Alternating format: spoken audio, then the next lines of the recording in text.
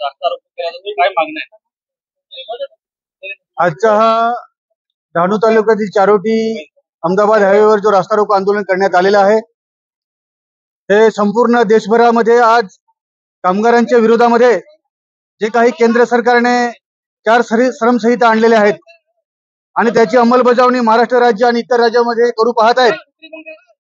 संपूर्ण देशभरामधील जेवढ्या पण कामगार संघटना आहेत, आज डाव्या पक्षांच्या नेतृत्वाखाली CI2 ट्रेड युनियनच्या नेतृत्वाखाली आज ठाणे पालघर जिल्ह्याच्या मार्फत या ठिकाणी रास्ता रोको आंदोलन करण्यात आलेलं आहे. खरं म्हणजे ह्या देशाची अर्थव्यवस्था मजबूत करणारा हा कामगार वर्ग हा अर्थव्यवस्थेचा कणा आहे, परंतु आज कामगारांवर फार मोठ्या प्रमाणामध्ये हल्ले होत आहेत.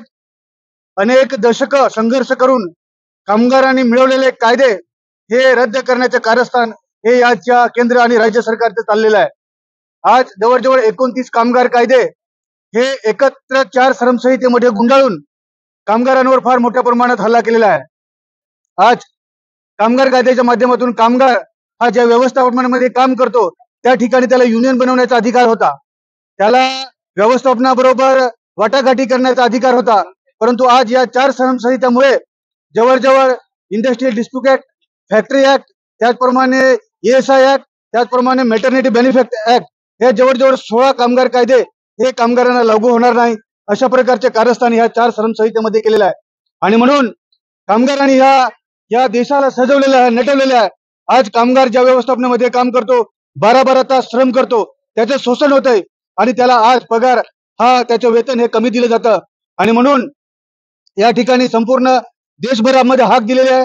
आज संपूर्ण देशामध्ये सर्व ठिकाणी अशा प्रकारचे रास्ता रोको आंदोलन, तहसील कार्यालयावरचे आंदोलन, कलेक्टर कार्यालयावर आंदोलन ही होत आहेत. आणि त्या अनुषंगाने चारोटी या ठिकाणी आज आम्ही रास्ता रोको केलेला आहे.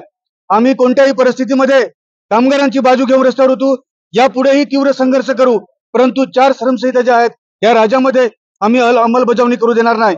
जे कामगारांनी मिळवलेले कायदे आहेत, 8 तास श्रम, 8 तास झोप आणि 8 तास करमणूक अशा प्रकारे 24 तासाचं हे डिव्हायडेशन केलेलं आहे. त्याचप्रमाणे कामगाराला त्याचा हक्क मिळाला पाहिजे.